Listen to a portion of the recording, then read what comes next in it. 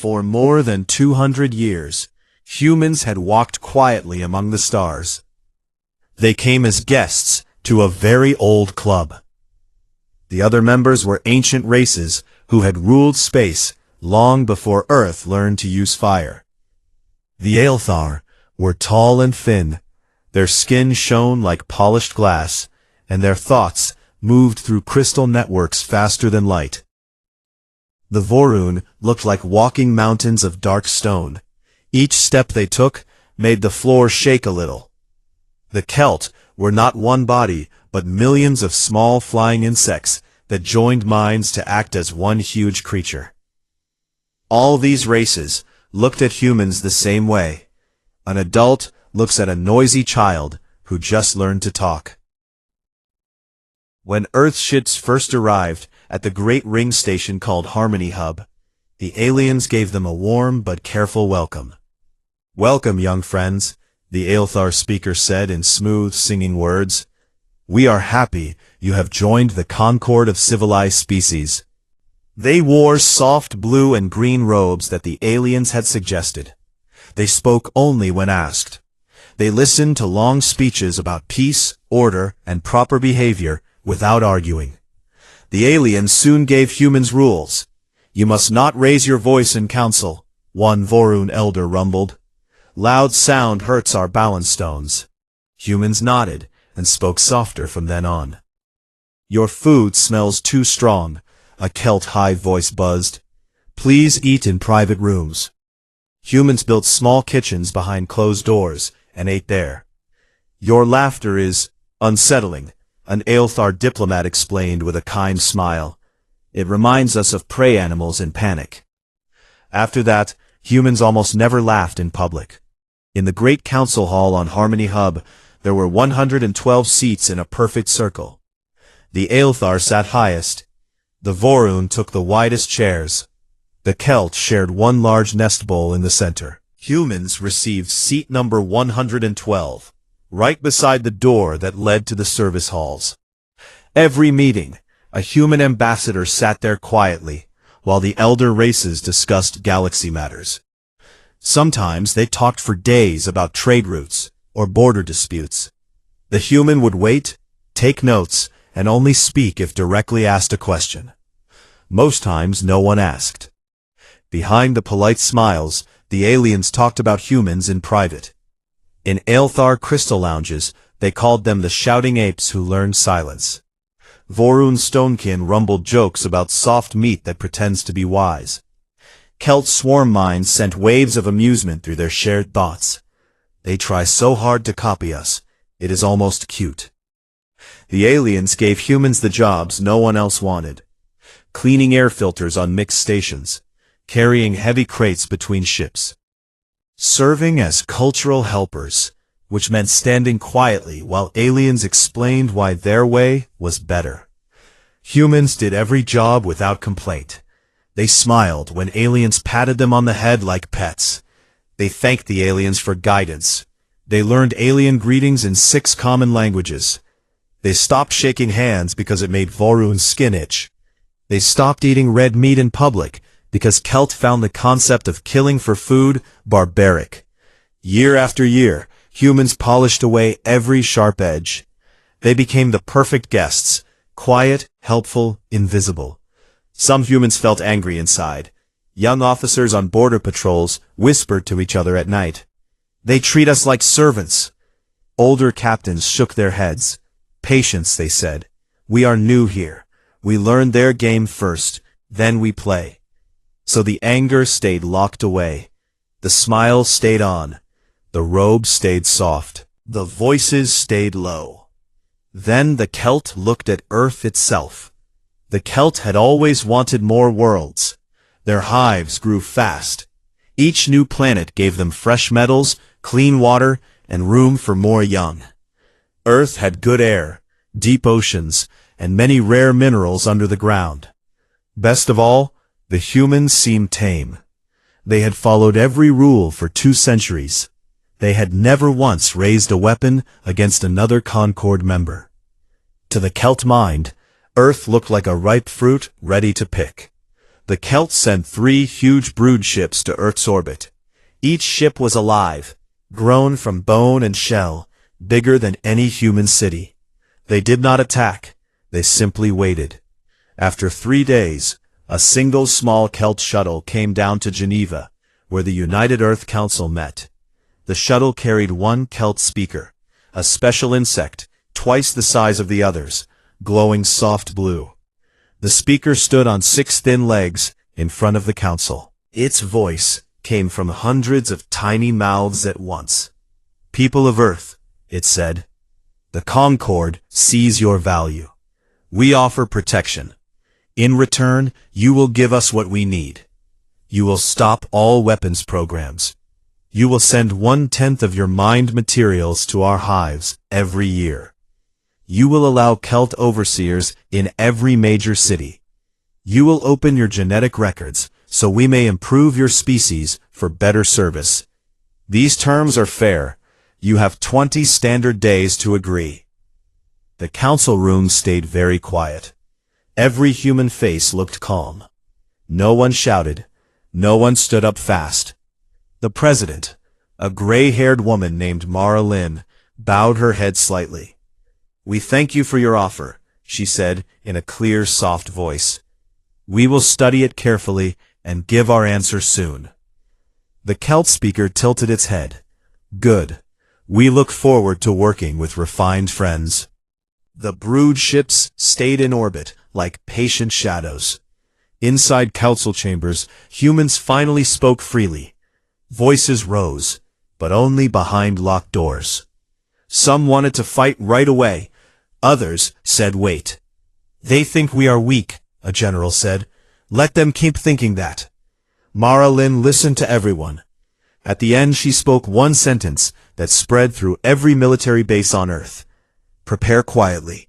Do not show our hand yet." So the planet waited. Factories ran as normal. News channels talked about weather and sports. People went to work. Children went to school. But under the surface, something old and cold began to wake up. The 20 days passed. On the last day, the Celt speaker returned. Again the shuttle landed in Geneva. Again the large blue insect stood before the council. "Have you decided?" it asked. Mara Lynn stood. She wore the same soft green robe she always wore for alien meetings. Her face showed no anger. "Yes," she said. "We have decided." The Celt waited. "We thank you again for your interest in our world," Mara continued. "But Earth must respectfully decline your offer." Silence filled the room like thick water. The Celt speaker's glow flickered. "You decline?" "Yes. You understand what this means?" "We do." The insect's voice became sharper. "Then you force our hand. The Concord allows corrective action when a member refuses reasonable guidance." Mara Lynn looked straight at the creature. For the first time in 2 centuries, a human ambassador did not lower her eyes. "Do what you believe you must," she said. The speaker turned and left without another word. The shuttle rose. The brood ships above began to move into attack formation. The Celt did not wait for explanations. They did not send warnings or show pictures of what would happen. They simply acted.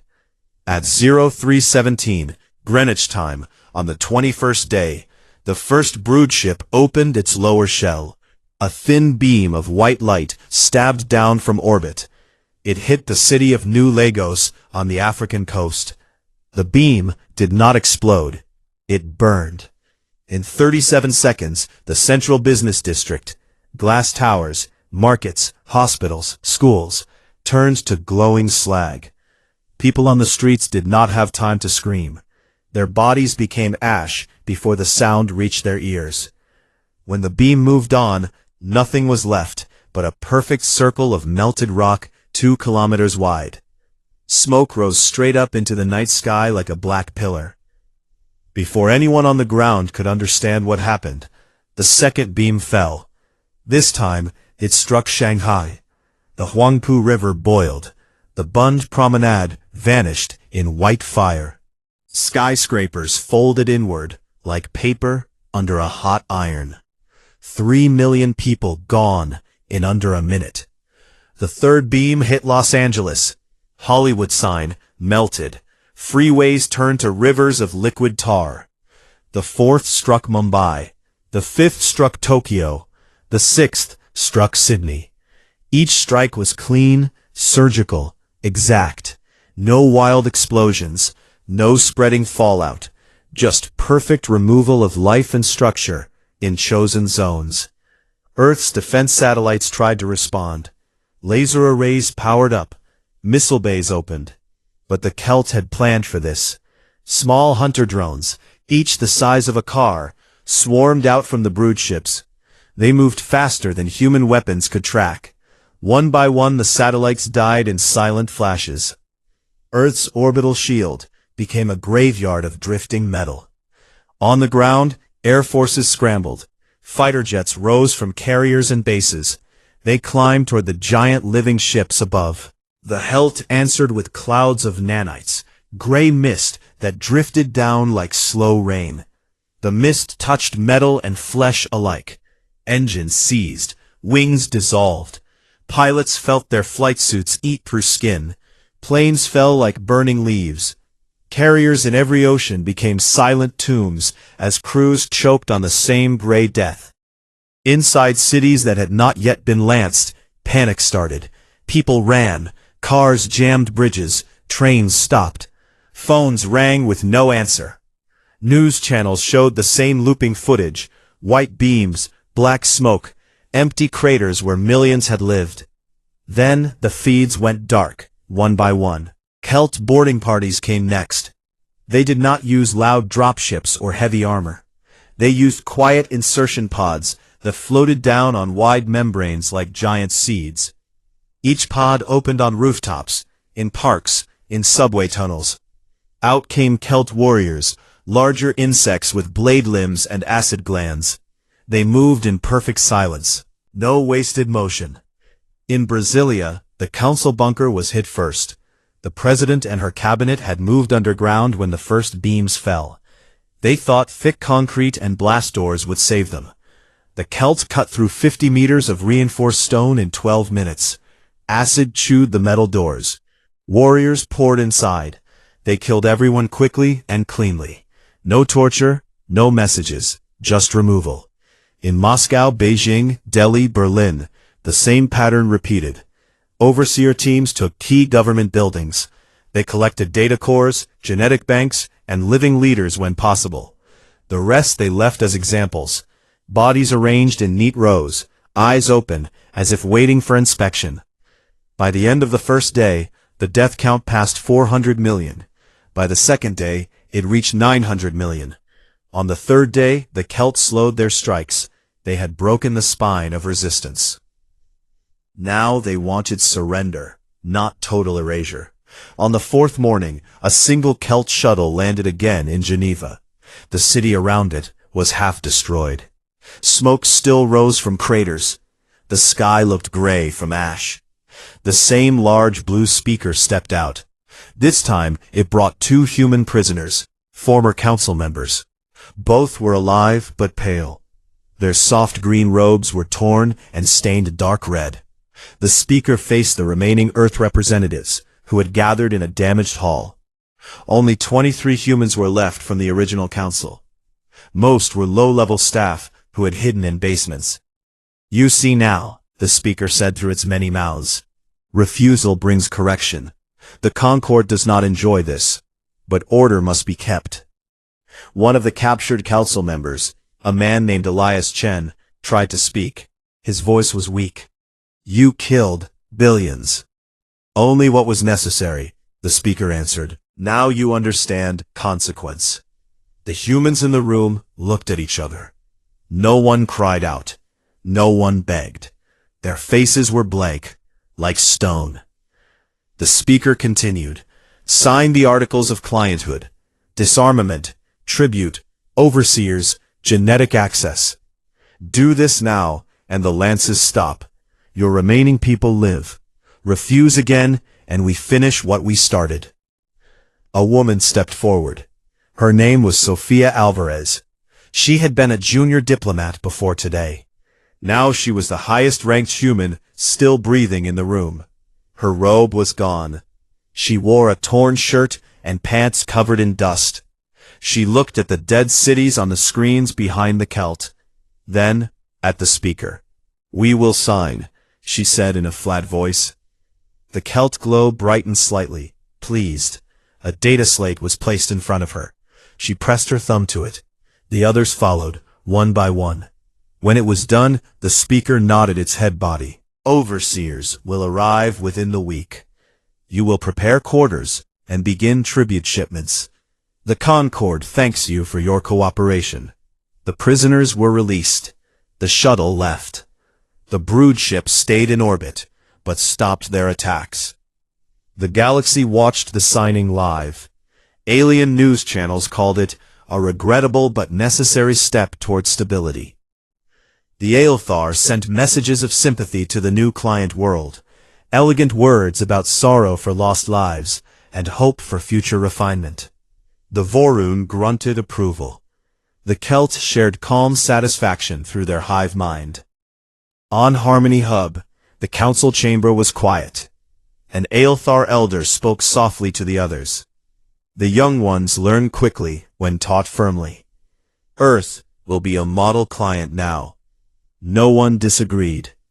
But on Earth, something else happened. In the hours after the signing, the surviving humans did not speak much. They moved through ruined streets. They pulled bodies from rubble. They buried what they could. They helped the injured. They shared water and food. They did these things in silence. In hidden bunkers under mountains, in submarine bases at the bottom of oceans, in secret labs far from cities, small groups of humans met. They were soldiers, scientists, engineers, factory workers. They had not been in Geneva. They had not signed anything. They looked at screens that showed the beams, the craters, the dead. They listened to recordings of the Celt speaker. They watched the humans in torn robes press thumbs to slates. No one shouted. No one cried. One man, a former Special Forces captain named Reza Khan, spoke first. "They think we are finished," he said. A woman beside him, a weapons designer named Li Wei, nodded slowly. "They think we will stay broken," she answered. Another voice came from the dark, an old general who had survived because his base was too deep to reach. "They want refinement," he said. "Let us show them what happens when we stop being refined." Around the world, in every hidden place, the same quiet decision spread. No speeches, no flags, just a single thought shared by millions who still breathed. Enough. For 4 more days, Earth stayed silent to the galaxy. No messages, no protests, no threats.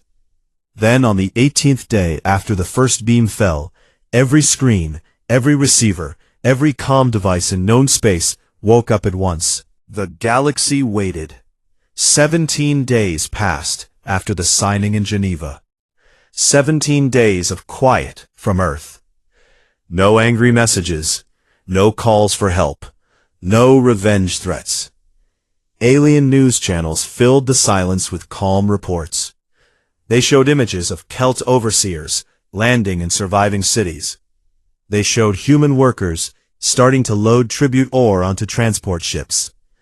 They showed children in schools learning the Celt language. Everything looked orderly, controlled, finished. The Aelthar elders sent more messages of support. Long, beautiful words about healing and the beauty of submission to greater wisdom. Vorun traders increased orders for earth metals, happy with the new low prices. Celt hive minds buzzed with satisfaction. One more species brought into line. Another world added to the harvest. Then, on the 18th day, at exactly the same moment across every system, every ship, every station, every personal device, light flared. Screens that had been dark or showing routine feeds suddenly showed one image, a human face, male, middle age, short dark hair starting to turn gray at the sides. Plain gray jumpsuit, with no rank marks, no decorations, no background except a rough concrete wall, lit by a single harsh light. No flag, no music, no fancy effects. The man looked straight into the camera. His eyes were calm, almost bored. He spoke in clear, simple English that every translator in the galaxy turned into the listener's own language at the same second. This is Earth. He paused for 2 heartbeats. Effective immediately, we renounce all obligations under the concord of civilized species. We withdraw from every treaty, every compact, every non-aggression clause signed since first contact. We will no longer participate in your rituals of etiquette. We will no longer be refined. Another pause, longer this time. The galaxy held its breath. The man did not raise his voice. He did not shout. He spoke like someone reading a shopping list. You mistook patience for weakness. You mistook restraint for civilization. You were wrong. The face stayed on screen for 5 more seconds. No smile, no frown, just that steady, empty look. Then the feed cut to black. No end card, no logo, no final words, just nothing. For the next hour, space went quiet in a different way. Ships stopped moving, stations froze, alien crews stared at blank screens. Then the questions started. On Harmony Hub, the council chamber filled fast. Aelthar elders arrived first, their crystal skin flickering with nervous light. Vorun stomped in, stone feet cracking the floor tiles. Kelt swarms poured into their nest bowl until it overflowed with buzzing bodies. What was that? An Aelthar asked. His voice shook, for the first time anyone could remember. A tantrum, a Vorun elder grunted. They have no fleet left, no weapons in orbit. They bluff. The Kelt speaker pulsed blue. They have signed client articles. Legally, they cannot withdraw. This is noise. We will send a reminder lance to one more city. They will remember. But the reminder never came. Kelt brood ships waited for orders. Orders did not arrive. Their hive mind reached toward Earth. They found silence. Not the silence of broken machines. The silence of things turned off on purpose. Human comm channels stayed dead. No response to hails. No answer to demands. Earth simply refused to talk. On the 19th day, the first strange thing happened. A small human freighter, old, slow, marked with the old Concord trade sigil, left Earth orbit. It moved toward a nearby Kelt mining station in the asteroid belt. The station sent standard greeting. The freighter did not answer. It kept coming. The Kelt commander laughed through the link. Another tribute ship. Late, but obedient. At 10 kilometers, the freighter accelerated. Not much, just enough. It rammed the station's main docking arm. No explosion, no warhead, just kinetic force. The arm sheared off, air vented, the station spun slowly. Emergency lights flashed. Before the Kelt could launch fighters, the freighter turned and left at full burn. It did not hail. It did not gloat. It simply disappeared into jump. The Kelt called it an accident, a malfunction. They repaired the arm. They told themselves humans were clumsy. On the 20th day, 3 more freighters did the same thing. Different targets, different belts, same method. Ram, break, leave. No messages, no survivors left to question. Kelt patrols doubled. They scanned every human ship that moved. Most human ships stayed docked. A few drifted in system traffic like normal. Nothing looked wrong. Then a passenger liner, carrying mostly Aelthar tourists home from Earth's beaches, vanished between jumps. No distress call, no debris, just gone. The Aelthar demanded answers. Earth gave none. On the 22nd day, a Vorun bulk hauler carrying refined ore from an Earth mine went silent mid-transit. When search teams found it, the ship was empty. Crew gone, cargo gone, bridge empty. No blood, no signs of fight. Just absence. Panic started small. whispers in alien bars, nervous glances at any human face on station corridors. Humans were still there, working service jobs, cleaning floors, loading crates. They kept their heads down. They still wore the soft robes when required. But their eyes were different now. Flat. Watching. On the 25th day, the Celts sent a full battle group to Earth orbit. 5 brood ships. 20 escort swarms. They demanded the human who made the announcement. They demanded new tribute. They demanded public apology on every channel. No answer came. The battle group waited. Days passed. Nothing. Then, one by one, the escort swarms started reporting problems. Small at first. Fuel lines clogged. Sensor ghosts. Then weapons jammed. Life support flickered. One sworn ship vented atmosphere for no reason. Another found its engines locked in reverse. The brood ships pulled back to high orbit. They scanned for attackers. They found nothing. No human ships close. No stealth signatures. Just quiet sabotage that spread like slow poison. Back on Harmony Hub, the Council argued for hours. Some wanted full invasion. Others wanted negotiation. The Celt speaker said invasion would cost too many hives. The Aelthar said negotiation might calm things. The Vorun just wanted to crush the problem. In the end, they sent one last message to Earth. Polite. Careful. Asking for talks. The message bounced back unopened.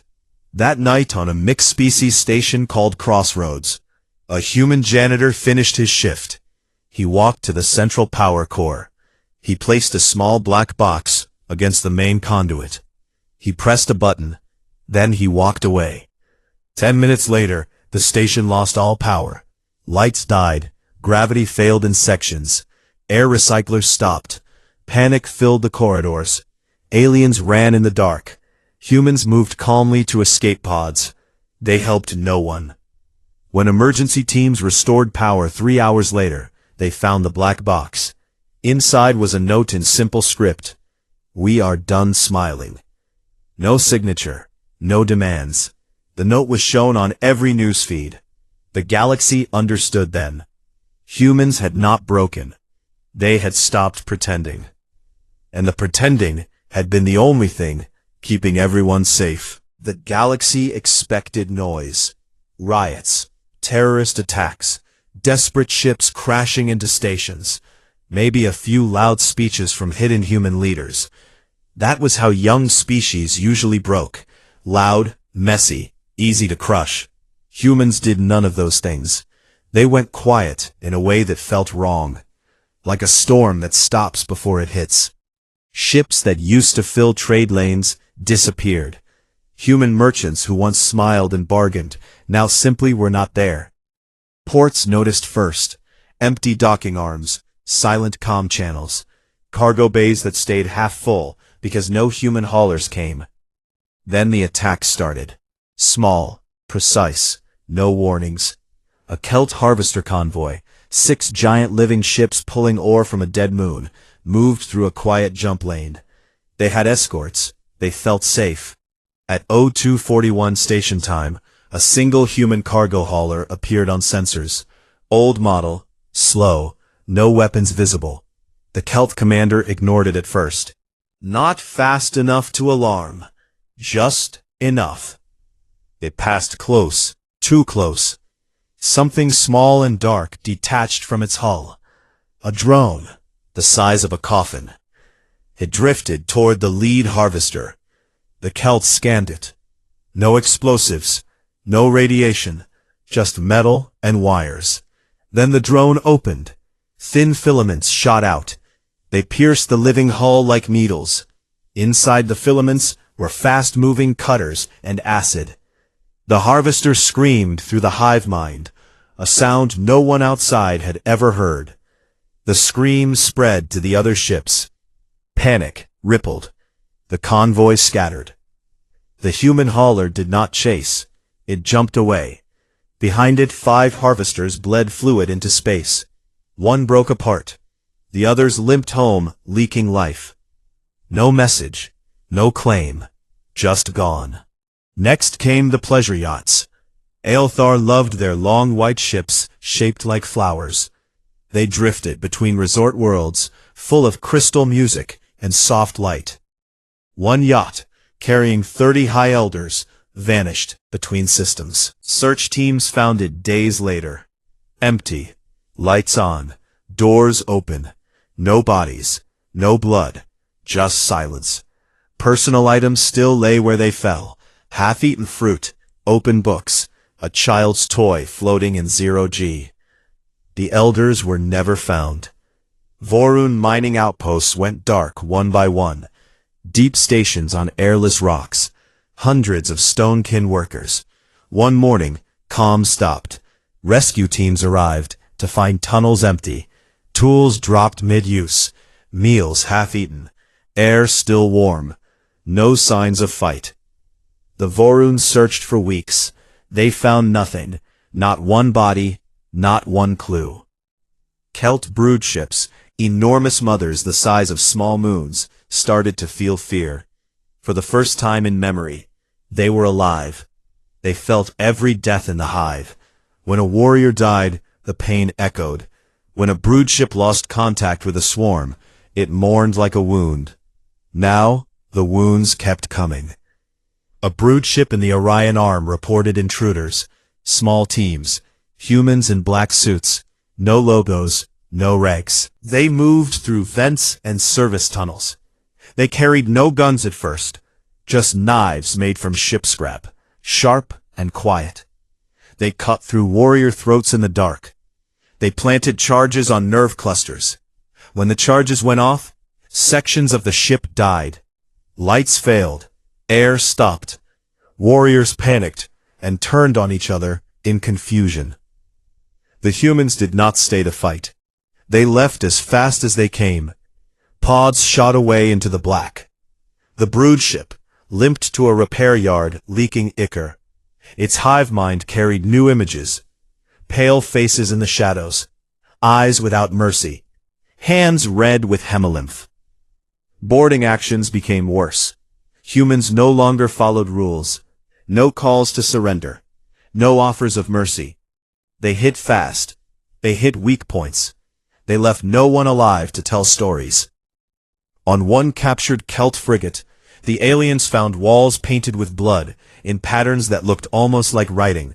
Not words, symbols, or just art made by people who had stopped caring.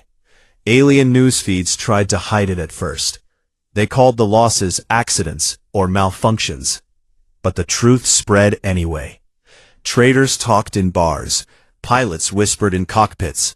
Station crews saw the empty berths where human ships used to dock. Fear grew. Not loud fear. Quiet fear. The kind that makes voices lower when a human walks past. On mixed stations, humans still cleaned floors and served food. They still wore the old soft robes when told. But now aliens stepped aside when a human approached.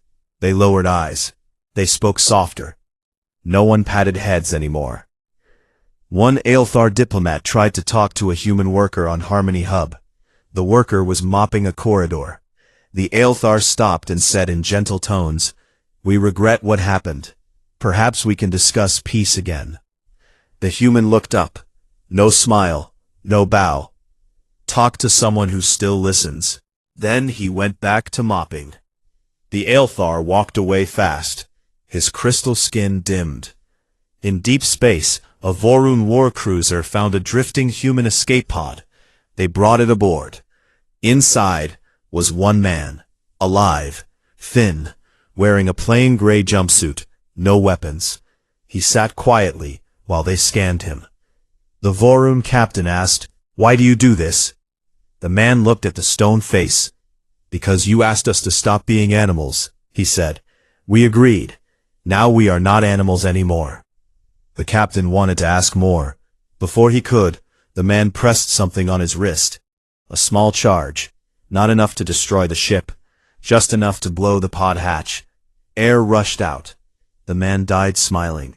The Voruns sealed the bay. They stared at the body floating in vacuum. They did not laugh about screaming monkeys anymore. Months passed. The attacks did not stop. They got quieter, cleaner, more common. Human ships appeared and vanished like ghosts. They hit supply lines. They cut comm relays. They poisoned water recyclers on stations. They left traps in asteroid fields. They did not conquer. They eroded. The Celt lost brood ships. Not in battle. In pieces. One would lose contact. Days later, parts of it drifted past patrols. Empty shells, no crew, no young. The hive mind felt each loss like a missing limb. The Aelthar stopped sending tourists to human worlds. Their crystal cities grew dimmer. Fewer songs. The Vorun closed their borders to human workers. Mines slowed. Ores piled up unsold. On Harmony Hub, the council chamber felt colder. Fewer seats filled. Empty places where ambassadors used to sit. The ones who came spoke in low voices. "We cannot fight them all," an Aelthar elder whispered. "We cannot afford to lose more," a Vorun rumbled. The Celt speaker pulsed weakly. "They do not stop. They do not speak." 3 years after the announcement, the galaxy was different. Trade slowed. Borders tightened. Old jokes about humans died. New stories spread instead. Stories about shadows in the dark, about ships that appeared without warning, about silence that followed humans like a friend. And through it all, Earth stayed quiet. No victory parades, no broadcasts of triumph, just the slow, patient work of people who had decided, once and forever, that refinement was over. 3 years had passed since the single face appeared on every screen in the galaxy. 3 years of quiet erosion. 3 years in which the old order cracked slowly, like ice under steady weight. The concord of civilized species still existed on paper. Meetings still happened on Harmony Hub. But the great circular chamber looked different now. Many seats stayed empty. Dust gathered on them. The lights seemed dimmer. Fewer voices filled the air. The Aelthar elders who once spoke in flowing songs now talked in short, careful sentences. Their crystal skin no longer shone bright. It looked dull, as if light refused to stay on it. The Vorun, who used to fill rooms with deep rumbles, now sat smaller in their wide chairs. Their stone faces showed cracks that had not been there before. The Celt nest bowl in the center held far fewer insects. The swarm mind felt thin, wounded, missing too many voices. An emergency session was called, not because of new attacks. The attacks had actually slowed in the last months. Not stopped, just become rarer, more careful. Like a hunter who no longer needs to roar to make prey run. The council called the meeting because they could no longer pretend things were normal. An Aelthar elder stood first. His name was Lirael Voss. Once his voice had carried like music across the chamber. Now it sounded thin. "We propose a new agreement," he said. "Full recognition of Earth's sovereignty. A wide neutral zone. No ships, no stations, no contact unless invited. Reparations, whatever form they demand. Resources, technology, territory. We offer it all." The chamber stayed quiet. No one argued. No one laughed. They had learned that argument with humans now cost more than it gave. The Celt speaker pulsed weakly. "We agree. The hives cannot lose more young. We will pay what is asked." A Vorun elder nodded slowly. Stone grated on stone. Better to lose pride than everything. They waited for the human response. A single human delegate arrived the next day. He walked into the chamber alone. No guards, no assistants, same plain gray jumpsuit, same unremarkable face. He could have been any man from any street on Earth. He carried nothing in his hands. He looked around at the survivors of once mighty species. Then he sat in seat number 112, the old human seat by the service door. No one told him to move. No one dared. He listened while they spoke. They repeated the offer: sovereignty, neutral zone, reparations. They spoke slowly. They used simple words, They kept eyes low. When they finished, the human stood. He did not bow. He did not thank them. "We accept your recognition of our sovereignty," he said in a calm voice. "But there will be no treaty. There will be no neutral zone. There will be no reparations." Silence fell heavier than before. The Aelthar elder tried to speak, but the human raised one hand, not in anger, just enough to stop the words. "You asked us to be refined," he continued. "We tried for 200 years. We followed your rules. We lowered our voices. We hid our teeth. We sat at the children's table. We cleaned your stations. We carried your crates. We smiled when you patted our heads." He looked from face to face.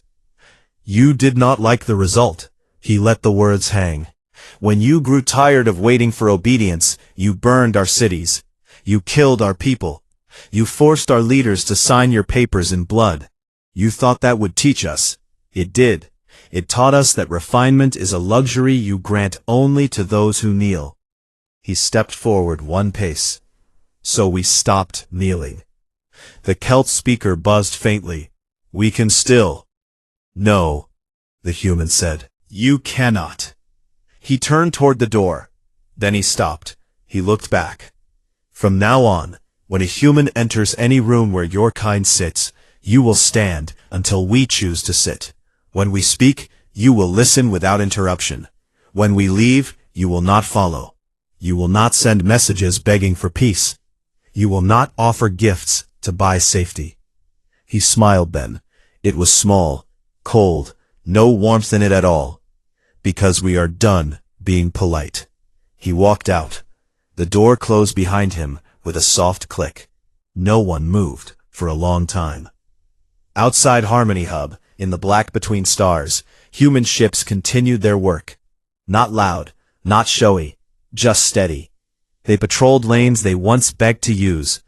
They took what they needed from old Concord depots. They left markers, simple metal plates, with one sentence in every major language. "Earth is here." When a human vessel appeared on sensors, they changed course. They did not hail first. They did not demand rights. They simply moved away. Trade changed too. Humans no longer sold cheap labor or raw ore. They sold things no one else could make anymore.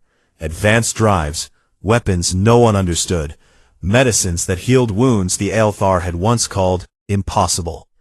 They set the prices. They set the terms. If a species paid, they got what they needed. If not, they waited. Many waited.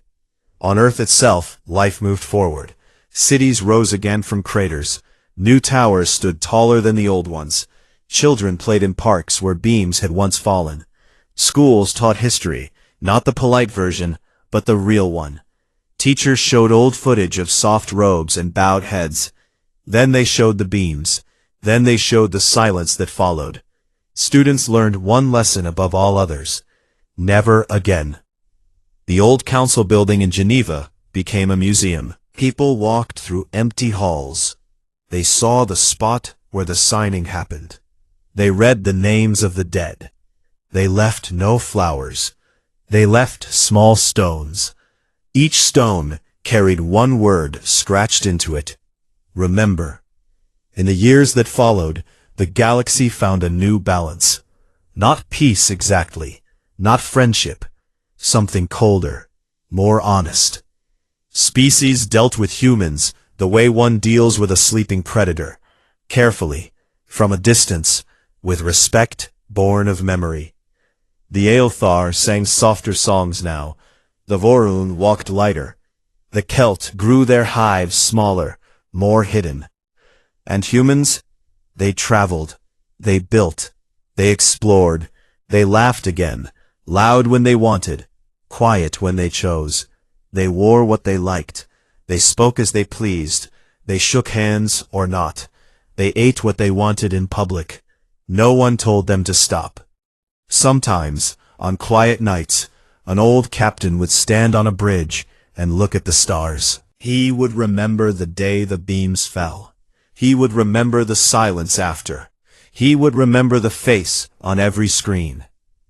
Then he would smile. Not cold, not cruel, just satisfied.